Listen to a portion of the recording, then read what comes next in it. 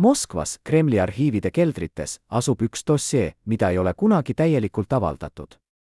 See kannab koodnumbrit Eesti küsimus .3/4/5 ja sisaldab 300 lehekülje jagu telegramme, salajasi raporteid ja käsitsi kirjutatud märkmeid, mis dokumenteerivad ühe mehe langemist. Nikolai Karotam, Eesti Kommunistliku Partei Keskkomitee esimene sekretär, mees, kes juhtis vabariiki 6 aastat, kaotas kõik ühe öö jooksul. Aga kõige kummaline on see, et sellest dossieest puuduvad täpselt 3 lehekülge, need, mis kirjeldavad viimast kohtumist Karotamme ja Moskva emissaride vahel. Kes need leheküljed eemaldas? Miks need olid nii ohtlikud, et isegi 70 aastat hiljem ei tohi neid näha? Ja mis kõige tähtsam, mida need leheküljed sisaldasid, mis võis muuta kogu arusaama sellest, kuidas Johannes Käbin tegelikult võimule tuli? Täna, esimest korda pärast neid sündmusi, räägivad endised parteiametnikud, kes olid seal ruumis, kui Karotamme saatus otsustati. Need on mehed ja naised, kes on oodanud aastakümneid, kuni kõik peategelased on surnud, enne kui julgevad avada suu. Nende mälestused on täis detaile, mida ükski ajalooraamat ei maini, salajasi kohtumisi öösiti, šifreeritud telegramme, mida saadeti otse Stalinile, ja üht meest, kes kirjutas denuntsioone nii osavalt, et isegi inkavad ohvitserid olid muljet avaldanud. See mees oli Johannes Käbin ja tema tee võimule oli kaetud teiste inimeste hävitatud karjääridega. Kuid enne kui me jõuame selle loo kõige pimedamate peatükkideni, peame mõistma ühte asja. 1950 aasta Eesti polnud lihtsalt väike Nõukogude vabariik kuskil Balti mere ääres. See oli katsepolügoon, kus Moskva testis, kui kaugele võib minna rahvusliku identiteedi hävitamisega. Ja Nikolai Karotam oli mees, kes püüdis selles mängus balansseerida, olla piisavalt lojaalne Moskvale, kuid mitte nii julm, et hävitada kõik, mis eestlastest alles oli. See balanss oli võimatu. Ja keegi Moskvas teadis seda väga hästi. Nikolai Georgiev Karotam sündis 23. oktoobril 1901. aastal, ajal, mil Eesti oli veel osa Vene keisririigist ja revolutsioon oli kaugel tulevikus. Tema vanemad olid lihtsad inimesed, kes ei osanud kujutleda, et nende poeg saab kunagi juhtima tervet vabariiki. Kuid Karotam oli tark, ambitsioonikas ja, mis kõige tähtsam, ta uskus kommunismi. Mitte sellist kommunismi, mida hiljem praktiseeriti Stalini all, vaid idealistlikku, peaaegu romantilist versiooni, kus töölised ja talumehed elavad võrdselt ja õnnelikult. See usk viis ta partei ridadesse ja sealt edasi ülespoole, samm-sammult, kuni ta jõudis kohta, kus ta sai võimu. 28. septembril 1944. aastal, kui Punaarmee oli just Eesti uuesti okupeerinud ja sõda käis veel täie hooga, määrati Karotam Eesti Kommunistliku Partei Keskkomitee esimeseks sekretäriks. Ta asus sellele kohale pärast Karl Janovitš Säret, meest, keda Moskva pidas liiga pehmeks ja liiga eestimeelseks. Karotam pidi olema teistsugune, kõvem, lojaalsem, valmis tegema seda, mida Moskva käskis. Ja esialgu ta oli. Ta juhatas kollektiviseerimist, ta allkirjastas käske, mis saatsid tuhanded inimesed Siberisse, ta rääkis kõnesid, kus kuulutas, et vana Eesti on surnud ja uus, Nõukogude Eesti on sündinud. Kuid midagi tema sees ei suutnud täielikult aktsepteerida seda, mida ta pidi tegema. Endised parteiametnikud, kes töötasid Karotammega koos, mäletavad teda kui meest, kes oli avalikult range, kuid privaatselt kahtlev. Üks neist, endine instruktor, kes soovis jääda anonüümseks, räägib, Karotam ei olnud koletis. Ta oli mees, kes üritas teha võimatut, teenida 2 isandat korraga. Moskva tahtis verd, kuid Karotam tahtis, et Eesti jääks vähemalt mingil määral elavaks. See oli tema viga. Moskvas ei sallitud kahtlejaid. Need sõnad kirjeldavad täpselt seda lõhet, mis lõpuks Karotamme hävitas. Aga mis täpselt oli see Eesti küsimus, mida Moskva nii kartis? Vastus peitub selles, kuidas Karotam suhtus Eesti intellektuaalidesse. Pärast sõda oli Eestis veel palju inimesi, kes olid haridust saanud iseseisvuse ajal, kes rääkisid eesti keelt paremini kui vene keelt, kes mäletasid aega, mil Eesti oli vaba. Moskva tahtis need inimesed kas ümber kasvatada või hävitada. Karotam aga uskus, et neid saab kasutada, et nad võivad olla kasulikud uue Eesti ülesehitamisel, kui neid ainult õigesti juhendada. See oli naiivne mõte ja Moskvas oli inimesi, kes seda naivust märkasid. Üks neist inimestest oli Johannes Gustavovitš Käbin. Käbin oli Karotammest noorem, kõvem, külmem. Ta oli veetnud sõja ajal aega Moskvas, kus ta oli õppinud, kuidas parteipoliitikat mängitakse. Ta teadis, et Moskvas ei hinnata kaastunnet ega paindlikkust, seal hinnatakse lojaalsust ja julmust. Ja ta nägi Karotammes nõrkust. Käbin hakkas kirjutama raporteid, milles ta süüdistas Karotamme rahvuslikus kõhklemises, liberaalses suhtumises vaenlastesse ja ebapiisavas valvsuses. Need raportid läksid otse Moskvasse, otse nende inimeste lauale, kes otsustasid, kes elab ja kes sureb, kes jääb võimule ja kes saadetakse minema. Kuid Karotam ei teadnud veel, et tema päevad on loetud. Ta jätkas oma tööd, uskudes, et ta teeb õiget asja, et ta suudab kuidagi leida tasakaalu. Ta ei teadnud, et Moskvas oli juba otsustatud, et Eesti vajab uut juhti, kedagi, kes ei kõhkle, kes ei küsi küsimusi, kes lihtsalt täidab käske. Ja see keegi oli juba valitud. Kas Karotam oleks saanud ennast päästa, kui ta oleks teadnud, mis tulemas on? Kas ta oleks pidanud olema julmem, külmem, lojaalsem? Või oli tema saatus juba otsustatud sellel hetkel, kui ta esimest korda näitas kaastunnet kellelegi, keda Moskva pidas vaenlaseks? 1950 aasta alguses, kui Stalin oli veel elus ja tema võim ulatus igasse nurka Nõukogude Liitu, hakkas Moskvas levima üks mure, mis puudutas Balti riike. Eesti, Läti ja Leedu olid küll ametlikult Nõukogude vabariigid, kuid seal oli veel liiga palju inimesi, kes mäletasid iseseisvust, kes rääkisid oma keelt, kes hoidsid kinni oma kultuurist. Moskva kartis, et see rahvuslik element võib muutuda ohtlikuks, et see võib viia mässuni, eraldumiseni, kaoseni. Ja nii tehti otsus, Balti riikides tuleb läbi viia puhastus, mis kõrvaldab kõik, kes võivad olla potentsiaalselt lojaalsed oma rahvusele rohkem kui parteile. Eestis oli see otsus eriti keeruline, sest siin oli juht, kes ei olnud täielikult nõus Moskva plaanidega. Nikolai Karotam oli küll kommunist, kuid ta oli ka eestlane ja ta mõistis, et kui hävitada kõik, kes on haridust saanud, kes oskavad mõelda, kes suudavad juhtida, siis jääb Eestist ainult tühikest. Ta üritas aeglustada protsessi, ta üritas leida kompromisse, ta üritas veenda Moskvat, et Eestis pole vaja nii radikaalseid meetmeid. Kuid Moskvas ei kuulatud teda. Seal oli juba otsustatud, et Karotam on probleem. Esimest korda pärast 35 aastat nõustus üks mees, kes oli Karotamme lähikondlane, rääkima kaamera ees. Ta on nüüd üle 80 aasta vana, tema käed värisevad, tema hääl on nõrk, kuid tema mälu on terav. Karotam teadis, et midagi on valesti, ütleb ta, vaadates mööda aknast, nagu kardaks ta, et keegi kuuleb. Ta sai telegramme Moskvast, milles teda kritiseeriti. Ta sai teada, et keegi kirjutab tema kohta raporteid. Kuid ta ei teadnud, kes. Ta uskus, et kui ta lihtsalt jätkab oma tööd, kui ta näitab, et ta on lojaalne, siis kõik läheb korda. Ta ei mõistnud, et Moskvas oli juba otsustatud. Tema saatus oli pitseeritud. See mees, kelle nimi jääb anonüümseks tema enda soovil, räägib ka sellest, kuidas Karotam muutus viimastel kuudel enne oma langemist. Ta oli närviline, ta ei maganud hästi, ta rääkis iseendaga. Ükskord ma kuulsin, kuidas ta ütles, nad tahavad mind hävitada, kuid ma ei tea, miks. Ta ei suutnud uskuda, et tema lojaalsus ei ole piisav. Ta oli andnud kõik parteile, kuid partei ei hoolinud sellest. Kuid kes oli see mees, kes kirjutas neid raporteid, kes denunseeris Karotamme Moskvas? Vastus on Johannes Käbin, kuid see ei ole kogu lugu. Käbin ei tegutsenud üksi. Ta oli osa võrgustikust, grupist inimesi, kes uskusid, et Eesti vajab tugevamat kätt, et Karotamme pehmemeelsus on ohtlik. Need inimesed kohtusid salaja, nad arutasid, kuidas Karotamme kukutada, nad kirjutasid raporteid, milles nad süüdistasid teda kõiges alates, rahvuslikust deviatsioonist kuni ebapiisava valvsuseni vaenlaste suhtes. Ja Moskva kuulas neid, sest Moskva tahtis kuulda täpselt seda, mida nad ütlesid. Üks endine parteiametnik, kes oli osa sellest võrgustikust, kuid kes hiljem kahetses oma tegusid, räägib, me uskusime, et me teeme õiget asja. Me uskusime, et Karotam on liiga pehme, et ta ei suuda Eestit juhtida nii, nagu Moskva tahab. Me uskusime, et Käbin on parem valik. Kuid me ei mõistnud, et me olime lihtsalt mänguosad suuremas mängus. Moskva ei hoolinud Eestist. Moskva hoolitas ainult kontrollist. Ja Käbin andis neile selle kontrolli. Karotam üritas võidelda. Ta kirjutas oma raporteid Moskvasse, milles ta kaitses oma poliitikat, milles ta selgitas, miks ta uskus, et Eestis pole vaja nii radikaalseid meetmeid. Kuid tema raportid kadusid bürokraatia labürindis, samal ajal kui Käbini raportid jõudsid otse Stalini laua peale.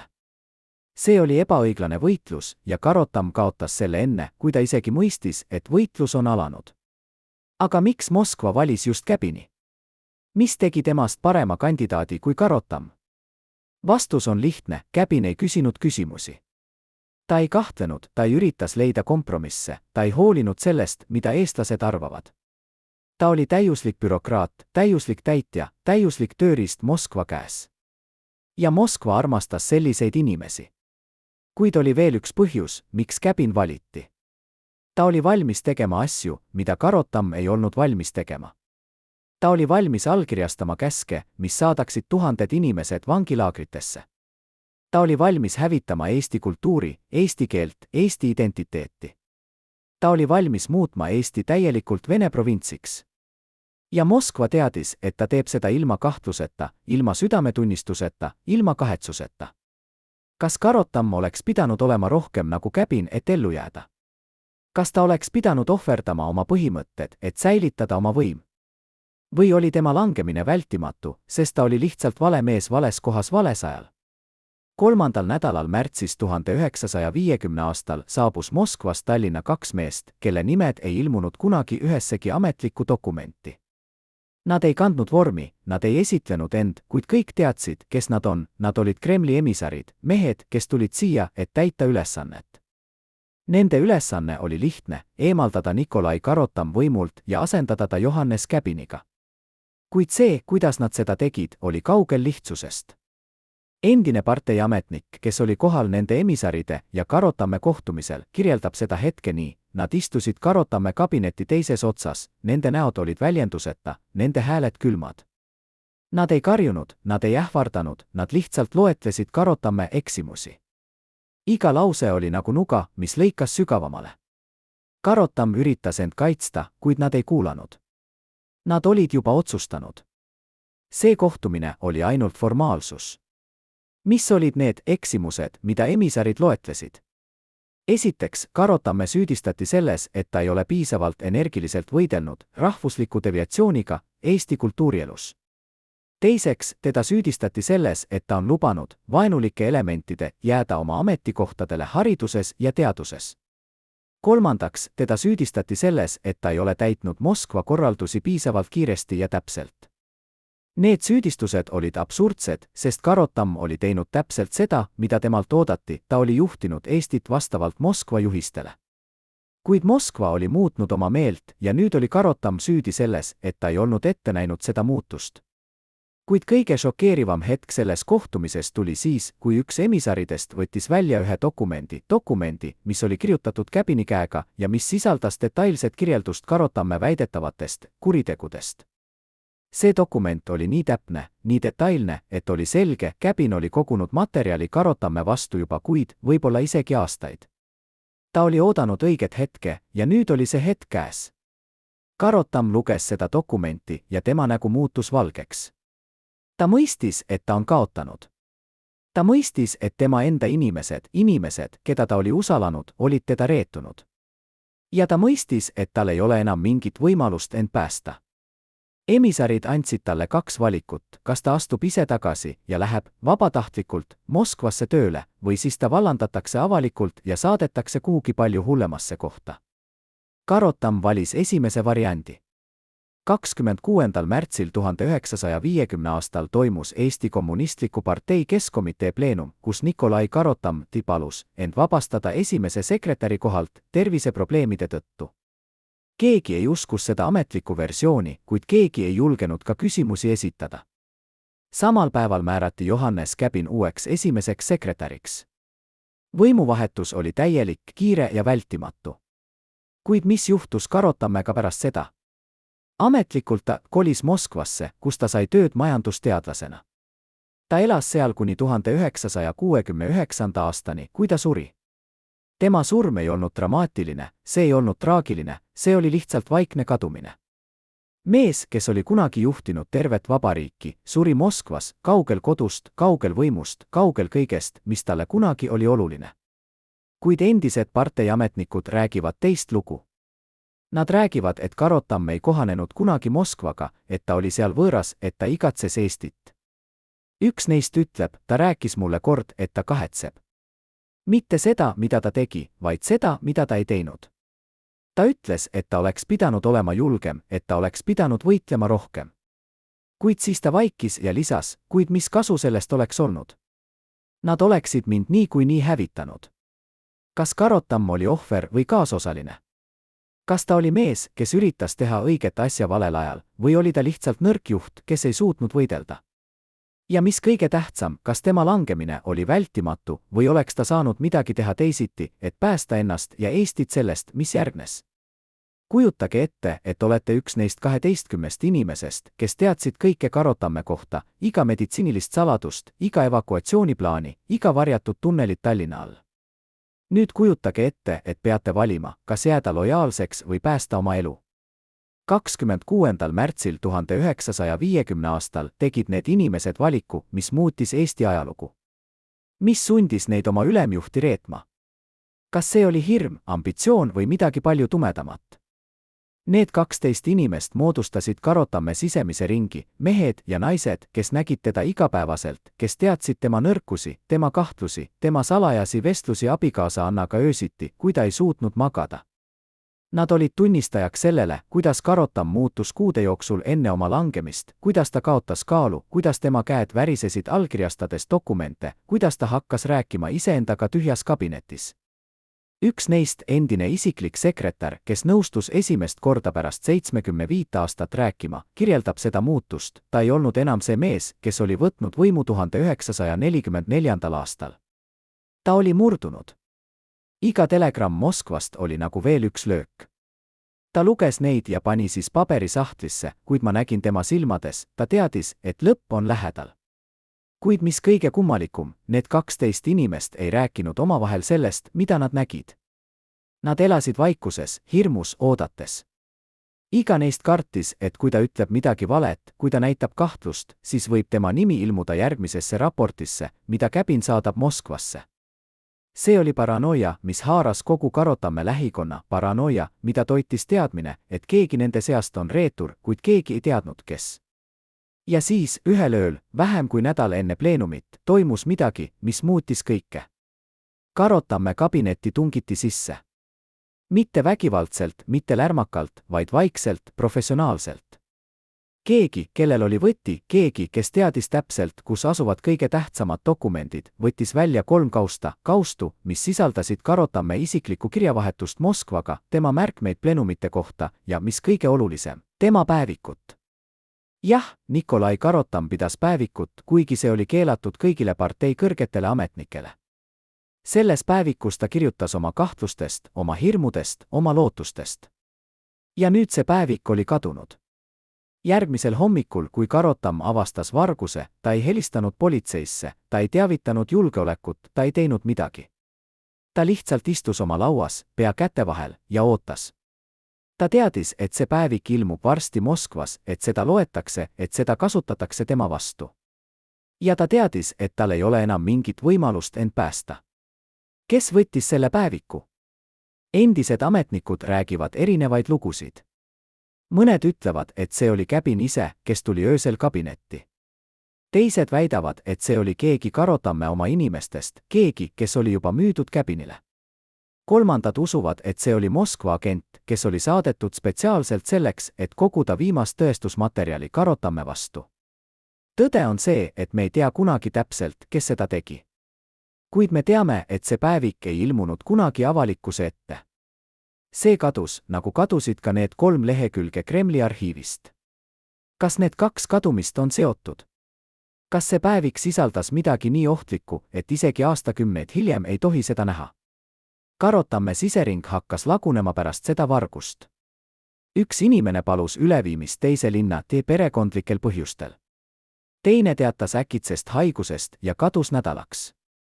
3. lihtsalt lakkas tulemast tööle. Nad kõik mõistsid, et laev uppub ja et nad peavad hüppama pardalt enne, kui on liiga hilja. Kuid 2 inimest jäid, Karotamme abikaasa Anna ja tema isiklik juht, mees nimega Eduard, kelle perekonnanimi on kadunud ajaloo hämaruses. Need 2 inimest olid koos Karotammega kuni lõpuni. Anna Karotamm oli naine, kellest ajalooraamatud räägivad vähe. Ta ei olnud poliitiline tegelane, ta ei pidanud kõnesid, ta ei ilmunud plakatitele. Kuid need, kes teda tundsid, ütlevad, et ta oli Nikolai tugisammas, inimene, kes hoidis teda koos siis, kui kõik muu lagunes. Üks endine naaber meenutab, ma nägin Annat iga päev. Ta oli alati vaikne, alati viisakas, kuid ma nägin tema silmades muret. Eriti viimastel kuudel. Ta teadis, et midagi on valesti, kuid ta ei rääkinud sellest kellegagi. Ta lihtsalt toetas oma meest. Eduard, isiklik juht, oli mees, kes oli teeninud Karotamme juba 6 aastat. Ta oli näinud kõike, triumfe, läbikukkumisi, salajasi kohtumisi, avalikke alandusi. Ja ta oli jäänud lojaalseks. Miks? Endised kolleegid ütlevad, et Eduard uskus Karotamme, uskus, et Karotamm on hea mees, kes üritas teha õiget asja. Kuid pärast pleenumit, kui Karotamm oli juba kaotanud võimu, Eduard kadus. Keegi ei tea, mis temast sai. Mõned ütlevad, et ta saadeti Siberisse. Teised väidavad, et ta lihtsalt lahkus Tallinnast ja alustas uut elu kusagil mujal. Kolmandad usuvad, et tema saatus oli palju tumedam. Kas need 12 inimest oleksid saanud päästa Karotamme? Kas nad oleksid pidanud võitlema tema eest, riskima oma eluga, et kaitsta meest, keda nad teenisid? Või oli nende vaikus ja nende põgenemine ainus mõistlik valik maailmas, kus lojaalsus võis tähendada surma? Kuid Karotamme lugu ei ole ainult poliitiline draama. See on ka lugu ühest meditsiinilisest saladusest, mida ta hoidis aastakümneid ja mis võib selgitada, miks ta kaotas lõpuks võitluse käbini vastu. Arhiivides, mis avati alles 21. sajandil, leiti üks dokument, meditsiiniline raport, mis oli kirjutatud 1948. aastal ja mis kirjeldab Karotamme tervislikku seisundit. See raport oli märgistatud kui täiesti salajane ja seda hoiti eraldi kaustas, millele oli juurdepääs ainult 3 inimesel, Karotammel endal, tema isiklikul arstil ja 1 Moskva esindajal. Mis oli selles raportis? Arst kirjeldab, et Karotamm kannatas kroonilise peavalu all, mis muutus aastatega üha hullemaks. Ta võttis igapäevaselt tugevaid valuvaigisteid, kuid need ei aidanud alati. Raport mainib ka närvilisi häireid ja unehäireid, mis viitavad sellele, et Karotamm elas pideva stressi all. Kuid kõige šokeerivam on see, et raport mainib südameprobleeme, mis võisid olla eluohtlikud, kuid mida Karotamm keeldus tunnistamast avalikult. Miks ta hoidis seda saladuses? Vastus on lihtne, Moskvas ei sallitud nõrkust.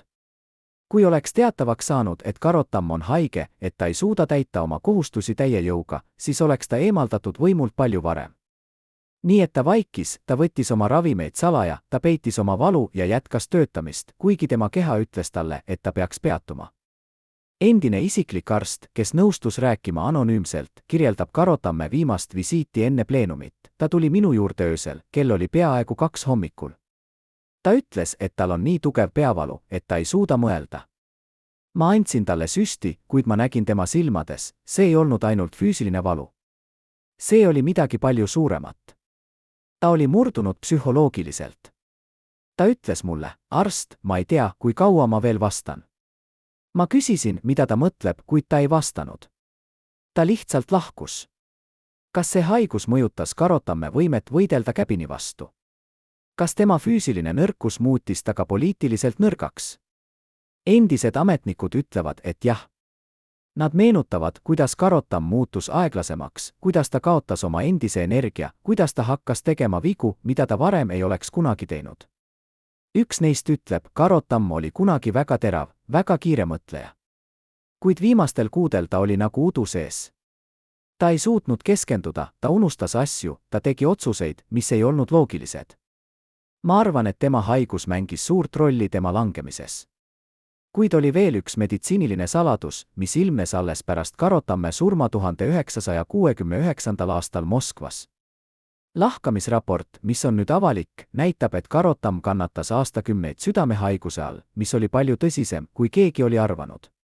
Arstid, kes lugesid seda raportit, ütlevad, et on ime, et ta suutis üldse töötada nii kaua. Üks kardioloog kommenteerib, sellise südamega ei oleks ta pidanud olema võimeline taluma sellist stressi, nagu ta koges. Iga päev võis olla tema viimane. Fakt, et ta elas veel 19 aastat pärast oma langemist, on peaaegu uskumatu. Kas Karotam teadis, kui haige ta oli? Kas ta mõistis, et tema keha annab järele? Ja kui ta teadis, kas see mõjutas tema otsuseid, tema võitlust, tema lõplikku alistumist? Need on küsimused, millele me ei saa kunagi täielikult vastata, kuid mis aitavad meil mõista, et Karotamme lugu ei ole ainult poliitiline draama, see on ka inimlik tragöödia, lugu mehest, kes võitles mitte ainult väliste vaenlaste, vaid ka omaenda keha vastu. Kas meditsiiniline saladus, mida Karotam hoidis aastakümneid, oli tema suurim nõrkus või tema suurim jõud? Kas võime, et jätkata hoolimata valust ja haigusest, tegi temast kangelase või lihtsalt lolliks, kes ei osanud alla anda õigel ajal? Kuid kõige kummalisem osa Karotamme loost ei ole see, mis juhtus enne tema langemist, vaid see, mis juhtus pärast. Kui Johannes Käbin võttis võimu 26. märtsil 1950 aastal, algas Eestis uus ajastu, mida iseloomustas jõhkrus, repressioonid ja täielik allutamine Moskva tahtele. Kuid vähe inimesi teavad, et Käbin ei olnud ainult poliitiline juht, ta oli ka mees, kes uskus müstikasse, ennustustesse ja märkidesse. Jah, te kuulsite õigesti. Johannes Käbin, range kommunist, ateist, mees, kes kuulutas avalikult, et religioon on rahva oopium, konsulteeris salaja ennustajatega. See fakt ilmnes alles siis, kui tema isiklikud arhiivid avati pärast tema surma 1988. aastal. Seal, tema isiklikus kirjavahetuses, leiti viiteid konsultatsioonidele ja nõuannetele, mida ta sai inimestelt, keda ta nimetas nõuandjateks, kuid kes olid tegelikult ennustajad, selgeltnägijad, inimesed, kes väitsid, et nad näevad tulevikku. Üks endine Käbini lähikondlane, kes soovis jääda anonüümseks, räägib, Käbin oli väga ebausklik. Ta ei uskunud Jumalasse, kuid ta uskus saatusesse, märkidesse, endesse. Ta konsulteeris regulaarselt ühe vana naisega, kes elas kusagil Lõuna-Eestis. Keegi ei teadnud tema nime, kuid Käbin sõitis tema juurde iga 2-3 kuu tagant. Ta ei rääkinud kunagi sellest avalikult, kuid me teadsime. Mis kõige kummalikum, see naine, see ennustaja, oli öelnud Käbinile midagi, mis muutis tema suhtumist Karotamme. Vastavalt ühele allikale, kes väidab, et ta kuulis seda lugu otse Käbinilt, ennustaja oli öelnud, sa võtad võimu mehelt, kes on juba surnud, kuigi ta veel hingab. Tema saatus on pitseeritud, kuid sinu saatus on veel avatud. Ole ettevaatlik, sest see, mida sa teed temaga, tuleb tagasi sinu juurde. Kas Käbin võttis seda hoiatust tõsiselt? Ilmselt mitte täielikult, sest ta jätkas oma plaani Karotamme kukutamiseks. Kuid on üks detail, mis on kummaline, pärast pleenumit, kui Karotam oli juba eemaldatud võimult, Käbin keeldus kohtumast temaga. Mitte kordagi. Kuigi nad elasid mõlemad Tallinnas veel mitu kuud enne, kui Karotam lahkus Moskvasse, Käbin ei nõustunud teda nägema. Miks? Endised ametnikud ütlevad, et Käbin kartis Karotamme, mitte füüsiliselt, vaid mingil müstilisel tasandil. Ta uskus, et Karotam võib teda needida, et tema kohalolu võib tuua õnnetust. See hirm muutus veelgi tugevamaks pärast ühte juhtumit, mis toimus vähem kui aasta pärast Karotamme lahkumist. Käbin oli oma kabinetis, kui äkki kukkus seinalt alla portree, mis kujutas Stalinit. Portree kukkus täpselt Käbini laua peale, klaas purunes, raam murdus. Keegi ei olnud ruumis peale Käbini. Keegi ei puudutanud seina. Portree lihtsalt kukkus. Käbin oli šokeeritud. Ta helistas kohe oma nõuandjale, sellele samale ennustajale, ja küsis, mida see tähendab. Naine vastas, see on märk. Keegi, keda sa haiget tegid, saadab sulle sõnumi. Ole ettevaatlik. Kas see oli lihtsalt juhus? Või oli see midagi muud? Käbin uskus, et see oli märk, ja ta muutus pärast seda veelgi paranoilisemaks. Ta hakkas vahetama oma isiklikku kaitset regulaarselt, ta kontrollis oma toitu, ta ei usaldanud kedagi. Üks endine kaitsja meenutab, Käbin elas hirmus. Ta ei näidanud seda avalikult, kuid me nägime. Ta kartis, et keegi üritab teda tappa, et keegi üritab teda kukutada, nagu tema kukutas Karotamme. Ta elas selles hirmus kuni oma surmani. Ja siis on veel üks lugu, mis on nii kummaline, et paljud ei usu seda. Vastavalt ühele allikale, kes väidab, et ta oli kohal, Käbin nägi Karotamme unes mitu korda pärast tema surma 1969. aastal. Neis unedes Karotamm ei öelnud midagi, ta lihtsalt seisis seal, vaatas Käbini poole ja naeratas. see naeratus oli külm, ähvardav ja Käbin ärkas alati higisena, karjudes. Ta rääkis sellest ainult ühele inimesele, oma abikaasale, ja palus, et see jääks saladuseks. Kuid pärast Käbini surma tema abikaasa rääkis seda lugu ühele ajakirjanikule, kes kirjutas selle üles. Kas need lood on tõesed? Kas Käbin tõesti uskus müstikasse nii tugevalt? Või on need lihtsalt legendid, mis tekkisid pärast tema surma? Me ei tea täpselt, kuid üks asi on kindel, Käbini valitsusaeg oli täis paranoiat, hirmu ja vägivalda. Ja võib-olla see hirm, mida ta tundis, oli tema enda südametunnistuse hääl, mis ütles talle, et see, mida ta tegi Karotammega, oli vale. Kas müstika ja ennustused mängisid rolli Eesti poliitikas 1950 aastal? Kas võim ja ebausk käivad käsikäes? Ja mis kõige tähtsam, kas Käbini hirm Karotamme vaimud ees oli lihtsalt ebausk või midagi suuremat, midagi, mis näitab, et isegi kõige jõhkramad diktaatorid ei suuda põgeneda oma tegude eest? Kujutage ette, et olete üks vähestest inimestest, kes teab, kus asuvad Tallinna salajased tunnelid, mis ühendavad valitsusehitisi, varjatud punkrid, evakuatsiooniteed, mida ei ole märgitud ühelegi ametlikule kaardile. Nüüd kujutage ette, et teie ülem, mees, kes kontrollib neid tunneleid, on kaotamas võimu ja te peate otsustama, kas te jääte vait või avaldate need saladused tema vaenlastele. 1950 aasta veebruaris, vähem kui kuu enne Karotamme langemist, hakkas keegi neid tunneleid kaardistama, keegi, kellel ei olnud selleks ametlikku luba. Kes see oli? Miks nad vajasid neid kaarti? Ja kõige tähtsam, kuhu need tunnelid tegelikult viisid? Need tunnelid olid ehitatud juba enne sõda, osaliselt Eesti iseseisvuse ajal, osaliselt Nõukogude okupatsiooni esimestel aastatel. Ametlikult neid ei eksisteerinud. Ametlikult oli Tallinna all ainult tavaline kanalisatsioonisüsteem ja mõned vanad keldrid. Kuid need, kes teadsid tõde, räägivad teist lugu. Üks endine ehitusinsener, kes osales nende tunnelite renoveerimises 1946. aastal, kirjeldab, need ei olnud lihtsalt tunnelid. Need olid terve süsteem, mõned viisid sadamasse, mõned lennuväljale, mõned väljalinnast. Karotamm kontrollis neid isiklikult. Ainult tema ja 13 inimest teadsid kõiki marsruute. See oli tema kindlustusmeetod, kui midagi läheb valesti, ta saab põgeneda. Kuid veebruaris 1950 aastal hakkas keegi neid tunneleid külastama öösel. Valvurid märkasid, et sissepääsud, mis olid tavaliselt lukustatud, olid vahel lahti. Jalajälgi leiti kohtades, kus ei pidanud kedagi olema. Üks valvur, kes töötas Toompea lähedal asuva sissepääsu juures, meenutab, ma nägin kord 2 meest, kes tulid välja tunnelist kell 3 öösel. Nad ei olnud vormis, nad ei näidanud mulle mingeid dokumente, nad lihtsalt kõndisid mööda. Ma küsisin, kes nad on, kuid nad ei vastanud. Järgmisel päeval mulle öeldi, et ma ei näinud midagi, et ma pean unustama selle juhtumi.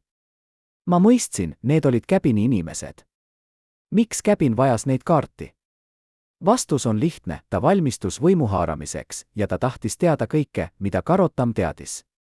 Kui Karotamm oleks otsustanud põgeneda, kui ta oleks üritanud kasutada neid tunneleid, Käbin tahtis olla valmis.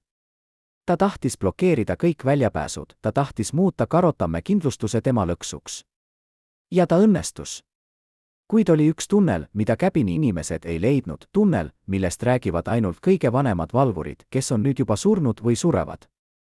See tunnel viis väidetavalt otse Karotamme isiklikku residentsi, majja, mis asus Kadriorus, kaugel kesklinnast. See tunnel oli nii salajane, et isegi Karotamme lähimad abilised ei teadnud sellest. Ainult 2 inimest teadsid, Karotamm ise ja Eduard, tema isiklik juht, kes kadus pärast pleenumit. Üks endine naaber, kes elas Karotamme residentsile lähedal, räägib kummalise loo. Ühel ööl, see oli vähem kui nädal enne pleenumit, ma kuulsin kummalist müra.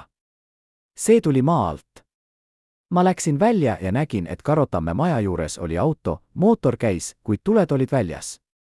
Siis ma nägin, kuidas keegi tuli välja majast, see oli Karotamm, ma tunnen ta ära tema kõnnaku järgi ja istus autosse. Auto sõitis minema väga kiiresti. Järgmisel hommikul ma küsisin Eduardilt, mis juhtus, kuid ta ütles, et ma eksisin, et Karotamm oli kogu öö kodus. Kuid ma tean, mida ma nägin. Kas Karotamm kasutas seda tunneleid, et põgeneda öösel kuhugi, kus ta võis rääkida vabalt, kus teda ei pealt kuulatud? Kas ta kohtus kellegagi salaja, kellegagi, kes võis teda aidata? Või oli see lihtsalt tema viimane katse tunda end vabana, enne kui kõik lõppes? Me ei tea, kuid üks asi on kindel, need tunnelid olid Karotamme viimane saladus, mida Käbin üritas meeleheitlikult avastada. Pärast Karotamme langemist need tunnelid blokeeriti. Mõned täideti betoniga, mõned lihtsalt suletud rauduksega ja unustati. Kuid vanad kaardid, mis leiti Käbini arhiivist pärast tema surma, näitavad, et ta oli märkinud iga tunneli, iga sissepääsu, iga võimaliku põgenemistee. Ta oli valmis kõigeks. Ja see valmisolek näitab, kui palju ta kartis, et Karotam võib veel midagi ette võtta, isegi pärast oma langemist. Kas need tunnelid eksisteerivad veel täna? Kas keegi on neid külastanud pärast 1950. aastat? Ja mis kõige tähtsam, mis saladusi need tunnelid veel varjavad, saladusi, mida ei ole kunagi avalikustatud. Kuid Karotamme lugu ei ole ainult poliitiline intriig ja salajased tunnelid. See on ka lugu dokumentidest, mis kadusid, arhiividest, mis hävitati ja tõest, mida keegi ei tahtnud kunagi avalikustada. Kui Käbin võttis võimu 26. märtsil 1950. aastal, esimene asi, mida ta tegi, oli käskida läbi vaadata kõik Karotamme isiklikud arhiivid. See ei olnud tavaline läbivaatus, see oli süstemaatiline hävitamine. Endine arhivaar, kes töötas Keskkomitee arhiivis sel ajal, kirjeldab, mida ta nägi, nad tulid sisse 3 päeva pärast pleenumit. Neid oli 5 meest, kõik vormis, kõik vaikivad. Nad ei öelnud mulle, mida nad otsivad, nad lihtsalt võtsid kõik kaustad, mis olid märgistatud Karotamme nimega, ja viisid need minema. Ma küsisin, kas nad toovad need tagasi, kuid nad ei vastanud. Ma ei näinud neid kaustu enam kunagi. Mis oli neis kaustades? Vastavalt inventuurinimekirjale, mis on säilinud, seal olid Karotamme isiklik kirjavahetus Moskvaga, tema märkmed plenumite kohta, tema raportid majanduslikust olukorrast Eestis ja, mis kõige tähtsam, tema isiklikud päevikud. Jah, mitte ainult üks päevik, mis varastati tema kabinetist, vaid mitu päevikut, mida ta oli pidanud aastate jooksul. Need päevikud sisaldasid tema mõtteid, tema kahtlusi, tema hirmusi. Ja nüüd need olid kadunud. Kuid mitte kõik dokumendid ei kadunud. Mõned leiti hiljem, aastakümneid hiljem, kõige kummalisemates kohtades. Üks dokument, mis kirjeldab Karotamme viimast kohtumist Moskva emissaridega, leiti 1986. aastal ühe endise NKVD ohvitseri isiklikust arhiivist. See ohvitser oli surnud ja tema lesk müüs tema raamatuid ja dokumente. Üks ajaloolane ostis juhuslikult ühe kausta ja leidis sealt selle dokumendi. Dokument oli kirjutatud käsitsi, ilma allkirjata, kuid stiil ja detailid viitavad sellele, et see oli kirjutatud kellegi poolt, kes oli seal ruumis. Mis see dokument ütleb? See kirjeldab, kuidas Karotam üritas end kaitsta, kuidas ta argumenteeris, et ta on olnud lojaalne, et ta on teinud kõik, mida temalt oodati. Kuid emissarid ei kuulanud. Üks neist ütles, vastavalt dokumendile, sinu lojaalsus ei ole küsimus. Küsimus on see, kas sa oled piisavalt tugev, et juhtida Eestit nii, nagu Moskva tahab. Ja meie arvame, et sa ei ole. See oli kohtuotsus, mitte arutelu. Kuid kõige šokeerivam osa sellest dokumendist on lõpp. Seal on kirjutatud, pärast kohtumist Karotam istus veel pool tundi üksi kabinetis. Ta ei teinud midagi, ta lihtsalt istus. Siis ta võttis välja ühe paberi ja kirjutas midagi. Ta pani paberi ümbrikusse, pitseeris selle ja andis oma sekretärile, öeldes, anna see Annale, kui midagi juhtub. Me ei tea, mis selles ümbrikus oli, sest sekretär ei andnud seda kunagi kellelegi. Ta hoidis seda kuni oma surmani. Kes oli see sekretär? Mis oli selles ümbrikus? Kas Anna Karotam sai selle kunagi kätte? Need on küsimused, millele me ei saa vastata, sest kõik, kes teadsid, on surnud. Kuid see lugu näitab, et Karotam teadis, et tema lõpp on lähedal ja ta üritas jätta midagi maha, võib-olla selgituse, võib-olla vabanduse, võib-olla lihtsalt huvastijätu. Kuid mitte ainult Karotamme dokumendid ei kadunud. Ka dokumendid, mis kirjeldasid Käbini tegevust enne pleenumit, kadusid. Eriti need dokumendid, mis näitasid, kuidas ta kirjutas denuntsioone, kuidas ta kohtus salaja Moskva esindajatega, kuidas ta organiseeris Karotamme kukutamist. Üks endine parteiametnik ütleb, Käbin oli väga ettevaatlik. Ta teadis, et ajalugu võib teda kohut mõista, nii et ta hävitas kõik tõendid. Kõik, mis võis näidata, et ta oli reetur, et ta oli intrigant, kõik see kadus. Ainult need dokumendid jäid alles, mis näitasid teda kui lojaalselt kommunisti, kes päästis Eesti rahvuslikust deviatsioonist. Kuid arhiivid räägivad ka teist lugu sellest, mida ei hävitatud. Seal on dokumendid, mis näitavad, et Karotam üritas reformida Eesti majandust, et ta üritas kaitsta eesti keelt hariduses, et ta üritas vältida massilisi deportatsioone. Need dokumendid on kuivad, bürokraatlikud, täis ametlikku keelt, kuid nende vahelt võib lugeda ühe mehe meeleheitlikku võitlust, et teha õiget asja valel ajal. Üks ajaloolane, kes on uurinud neid arhiive aastakümneid, ütleb, Karotam ei olnud kangelane, kuid ta ei olnud ka koletis. Ta oli mees, kes üritas navigeerida süsteemis, mis ei lubanud moraalseid valikuid. Iga otsus, mida ta tegi, oli kompromiss. Ja lõpuks need kompromissid hävitasid ta. Kas need kadunud dokumendid muudaksid meie arusaama Karotamest, kui need leitaks? Kas seal on veel arhiive, mis on peidetud, mis ootavad avastamist? Ja mis kõige tähtsam, miks keegi ei taha, et need dokumendid leitaks? Kuid iga suure poliitilise draama taga on üks inimene, kes teeb otsustava sammu, üks inimene, kelle reetmine muudab kõike. Karotamme loos oli see inimene mees nimega Viktor, kelle täisnimi on kadunud ajaloo hämaruses, kuid kelle tegusid mäletatakse veel täna. Viktor oli Karotamme üks lähimaid nõunikke, mees, kes oli töötanud tema kõrval 6 aastat, mees, keda Karotam usalas täielikult. Ja Viktor müüs ta maha. Kuidas see juhtus? Endised ametnikud räägivad, et Viktor oli ambitsioonika, kuid ta ei saanud kunagi seda tunnustust, mida ta arvas, et ta väärib. Ta oli alati teise plaanil, alati Karotamme varis. Ja see frustreerimine kasvas aastate jooksul, kuni see muutus vihaks. Üks endine kolleeg meenutab, Viktor rääkis sageli sellest, kui ebaõiglane kõik on, ta ütles, et tema teeb kogu töö, kuid Karotam saab kogu au. Ta ütles, et ta väärib rohkemat. Me ei võtnud teda tõsiselt, me arvasime, et ta lihtsalt kurdab. Kuid ta mõtles tõsiselt. 1949. aastal Viktor kohtus esimest korda Käbiniga. See kohtumine toimus juhuslikult, ametlikul üritusel, kuid Käbin märkas Viktori pahameelt ja ta nägi võimalust. Ta hakkas Viktoriga rääkima, esialgu lihtsalt viisakalt, siis rohkem isiklikult. Ta kuulas Viktori kaebusi, ta nõustus temaga, ta ütles, et Viktor on alahinnatud. Ja siis ta tegi pakkumise. Üks endine Käbini abiline, kes oli kohal ühel nendest kohtumistest, kirjeldab, Käbin oli meister manipuleerimises. Ta ei öelnud Viktorile otse, reeda Karotam.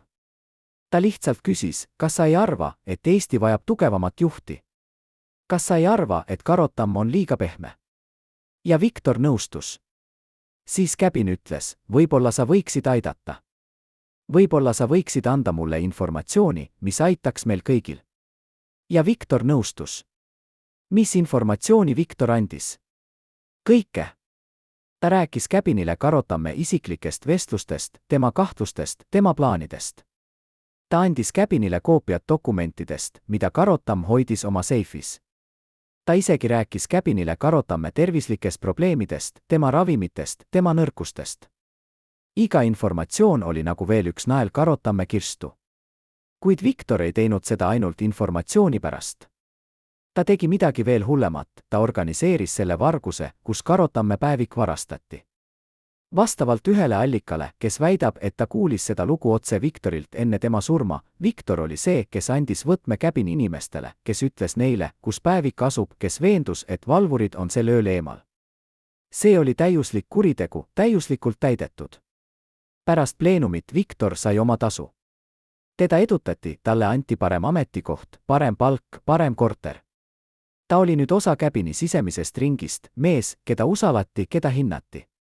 Kuid see õnn ei kestnud kaua. Vähem kui aasta pärast pleenumit Viktor hakkas muutuma. Ta jäi rohkem, ta magas halvasti, ta vältis inimesi, kes olid töötanud Karotammega. Üks endine sõber ütleb, Viktor ei olnud enam sama mees. Ta oli murdunud. Ma arvan, et ta ei suutnud elada sellega, mida ta oli teinud. 1953. aastal Viktor suri. Ametlik põhjus oli südameatakk, kuid need, kes teda tundsid, kahtlevad. Üks endine arst, kes vaatas tema keha, ütleb anonüümselt, seal olid märgid, mis ei sobinud südameatakiga. Kuid mulle öeldi, et ma pean kirjutama südameatakk. Ma ei küsinud rohkem küsimusi. Kas Viktor sooritas enesetapu? Kas keegi tappis ta, sest ta teadis liiga palju? Või oli see tõesti lihtsalt südameatakk? Me ei tea kunagi täpselt. Kuid Viktor jättis maha ühe asja, kirja, mille ta kirjutas oma õele vähem kui nädal enne oma surma. Selles kirjas ta ei maini Karotamme ega Käbini nimesid, kuid ta kirjutab, ma tegin midagi, mida ma ei oleks pidanud tegema. Ma arvasin, et ma teen õiget asja, kuid ma eksisin.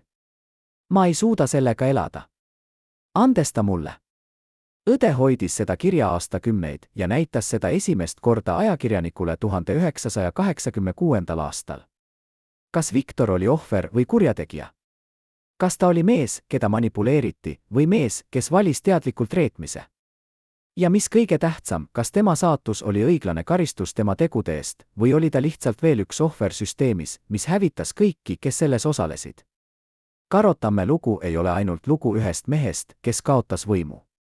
See on lugu süsteemist, mis muutis inimesed vaenlasteks, sõbrad reeturiteks, lojaalsuse nõrkuseks. See on lugu ajast, mil õigeid valikuid ei olnud, ainult vähem valed. Ja see on lugu, mis kordub ikka ja jälle, iga kord, kui võim muutub tähtsamaks kui inimesed. Esimest korda pärast 75 aastat nõustub rääkima naine, kes oli Nikolai Karotamme viimane sekretär Moskvas, naine, kes nägi, kuidas endine Eesti juht elas oma viimaseid aastaid kaugel kodust, kaugel võimust, kaugel kõigest, mis talle kunagi oli oluline. Tema nimi on Jelena, ta on nüüd 97-aastane, tema käed värisevad, kuid tema mälu on kristallselge. Karotam ei rääkinud kunagi sellest, mis juhtus Tallinnas, ütleb ta, istudes oma väikeses Moskva korteris, kus iga sein on kaetud vanade fotodega. Kuid ma nägin tema silmades, ta kandis seda koormust iga päev. Ta oli mees, kes oli kaotanud kõik, kuid kes ei suutnud unustada. See intervjuu on esimene kord, kui keegi, kes tundis Karotamme isiklikult pärast tema langemist, nõustub rääkima.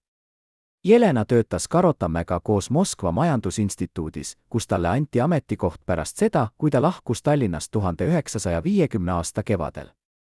Esimest korda, kui ma teda nägin, ma ei teadnud, kes ta on, meenutab Jelena. Ta oli lihtsalt veel üks vanem professor, kes tuli hommikul tööle, tegi oma tööd ja lahkus õhtul. Kuid siis keegi mulle ütles, see mees oli Eesti juht. Ma ei uskunud. Kuidas saab endine juht olla nii tavaline? Kuid Karotam ei olnud tavaline. Jelena hakkas märkama väikeseid asju, kuidas ta istus alati nurgas sööklas, kuidas ta ei rääkinud kunagi vene keeles, kuidas sai rääkida eesti keeles kellegagi, kes seda mõistis, kuidas ta hoidis oma laual väikest fotot, mida keegi teine ei näinud. Ühel päeval ma küsisin temalt, mis see foto on, räägib Jelena. Ta vaatas mind pikalt, siis ta võttis foto välja ja näitas mulle. See oli foto Tallinnast, Toompea lossivaade. Ta ütles, see on minu kodu. Ma ei näe seda enam kunagi. Tema hääl oli nii kurb, et ma ei julgenud rohkem küsida. Karotam elas Moskvas 19 aastat, mis olid täis vaikust, üksindust ja igatsust. Ta ei rääkinud kunagi avalikult sellest, mis juhtus Tallinnas. Ta ei kirjutanud mälestusi, ta ei andnud intervjuusid, ta ei süüdistanud kedagi. Ta lihtsalt elas, tegi oma tööd ja ootas. Mida ta ootas? Jelena arvab, et ta ootas surma. Ta rääkis mulle kord, et ta on väsinud. Mitte füüsiliselt, vaid hingeliselt. Ta ütles, ma olen elanud liiga kaua. Ma olen näinud liiga palju. Ma küsisin, mida ta mõtleb, kuid ta ei vastanud. Kuid oli üks hetk, kui Karotam näitas oma tõelist nägu, hetk, mis juhtus 1963. aastal, kui ta sai teada, et Johannes Käbin on endiselt Eesti juht, et ta on tugevam kui kunagi varem, et ta on ellu jäänud kõik Moskva puhastused ja intriigid. Jelena meenutab, Karotam luges ajalehte ja äkki ta viskas selle lauale. Tema nägu oli punane, tema käed rusikad. Ta ütles ainult ühe korra, kuid ma kuulsin seda selgelt, ta võitis. See koletis võitis. Siis ta vaikis ja ei rääkinud sellest enam kunagi. Kas Karotam kahetses? Kas ta mõtles, et ta oleks pidanud võitlema rohkem, et ta oleks pidanud olema jõhkram, külmem, nagu Käbin? Jelena ütleb, ma arvan, et ta kahetses mitte seda, mida ta tegi, vaid seda, mida ta ei teinud. Ta rääkis mulle kord, et ta uskus, et ta saab muuta süsteemi seestpoolt, et ta saab olla hea kommunist ja hea eestlane samaaegselt. Kuid süsteem ei lubanud seda. Süsteem nõudis valikut ja ta valis valesti. Aga mis juhtus Anna Karotammega, naisega, kes oli olnud Nikolai tugisammas kogu tema elu? Jelena räägib, et Anna külastas Nikolaid Moskvas regulaarselt, kuid need visiidid muutusid aastatega harvemaks. Anna oli haige, ütleb Jelena. Ma ei tea täpselt, mis haigus, kuid ma nägin, et ta nõrgenes. Viimane kord, kui ma teda nägin, see oli 1968. aastal, ta oli nii õhuke, nii kahvatu. Nikolai hoidis tema käest ja ma nägin tema silmades pisaraid. See oli ainus kord, kui ma nägin teda nutmas. Anna lahkus sellest maailmast vähem kui aasta enne Nikolaid. Jelena ei tea täpselt, millal ja kus, sest Nikolai ei rääkinud sellest. Ühel päeval ta lihtsalt ei tulnud tööle, meenutab Jelena. Ma läksin tema koju ja leidsin ta istumas pimedas toas, vaatamas aknast välja. Ma küsisin, mis juhtus, kuid ta ei vastanud. Siis ta ütles, ta on läinud. Ma olen nüüd üksi. Ma mõistsin. Kas Karotamme viimased aastad olid karistus tema tegude eest või lihtsalt traagiline lõpp ühele mehele, kes üritas teha võimatut?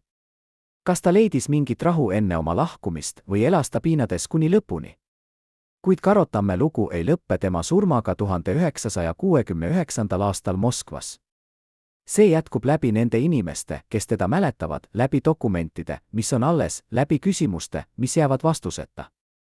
Ja kõige tähtsam, see jätkub läbi ühe nime, mis on kirjutatud ühele mustale nimekirjale, nimekiri, mis leiti alles 21. sajandil ja mis muutis kõike, mida me arvasime teadvat Karotamme langemisest. See nimekiri leiti 1999. aastal, kui Eesti arhiivid hakkasid avanema pärast iseseisvuse taastamist. Üks ajaloolane, kes uuris Käbini isiklikke dokumente, leidis ühe kausta, mis oli märgistatud lihtsaltki isiklik.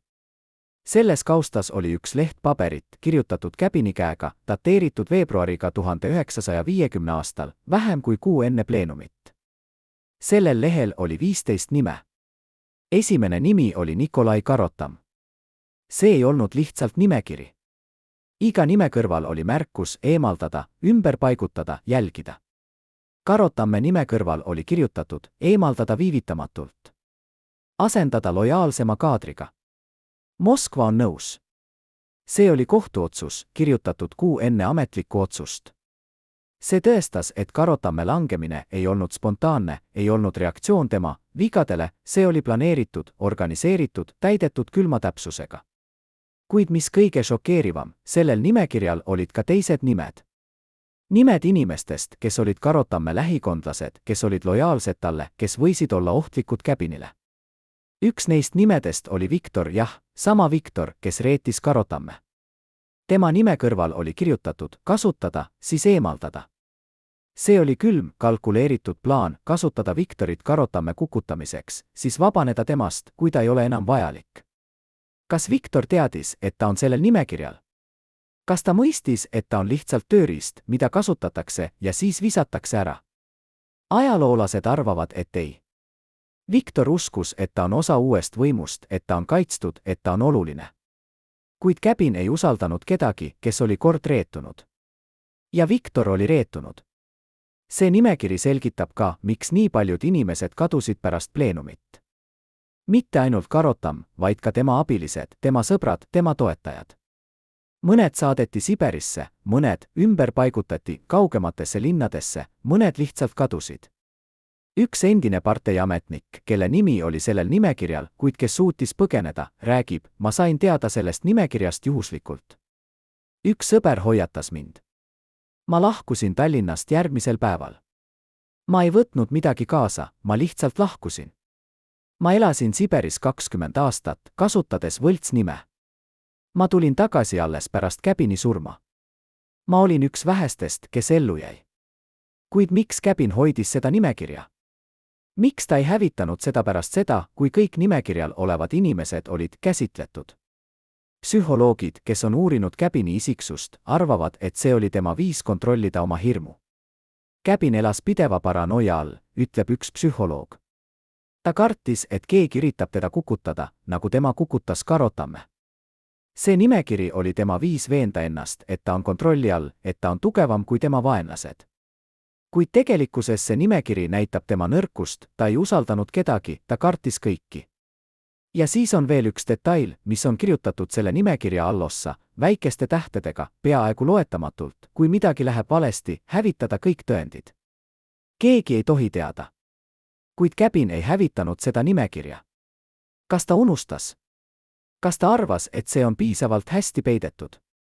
Või hoopis, kas ta tahtis, et see leitaks, et ajalugu teaks, mida ta tegi? Kas see nimekiri muudab meie arusaama Karotamme langemisest? Kas see tõestab, et ta oli ohver, mitte kaasosaline? Ja mis kõige tähtsam, kui palju selliseid nimekirju veel eksisteerib, peidetud arhiivides, oodates avastamist? Kuid iga loo lõpus on üks küsimus, mis jääb vastuseta, küsimus, mis määratleb kogu narratiivi, mis annab tähenduse kõigele, mis juhtus. Karotamme loos see küsimus on, kas ta oleks saanud võita? Kas oli hetk, mil ta oleks saanud peatada Käbini, päästa ennast, muuta ajalugu? Ajaloolased vaidlevad selle üle juba aastakümneid. Mõned ütlevad, et Karotamme saatus oli pitseeritud juba siis, kui Stalin otsustas, et Balti riigid vajavad tugevamat kätt. Teised väidavad, et Karotamm oleks saanud võidelda, kui ta oleks olnud jõhkram, kui ta oleks kasutanud samu meetodeid, mida Käbin kasutas. Kolmandad usuvad, et Karotamm ei tahtnud võita, et ta oli väsinud, et ta oli kaotanud ususüsteemi, mida ta oli teeninud kogu oma elu. Üks endine partei ametnik, kes tundis mõlemat meest, nii Karotamme kui Käbini, ütleb, Karotamm ja Käbin olid kaks erinevat tüüpi inimest.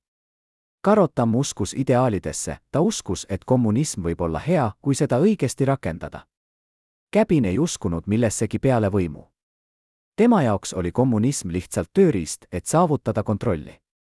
Ja süsteem, milles nad elasid, premeeris Käbini tüüpi inimesi, mitte Karotamme tüüpi. Kuid oli üks hetk, millest räägitakse vaikselt, millest ei ole kirjalikke tõendeid, kuid mida mäletavad need, kes olid seal, hetk, mil Karotamm oleks võinud muuta kõike.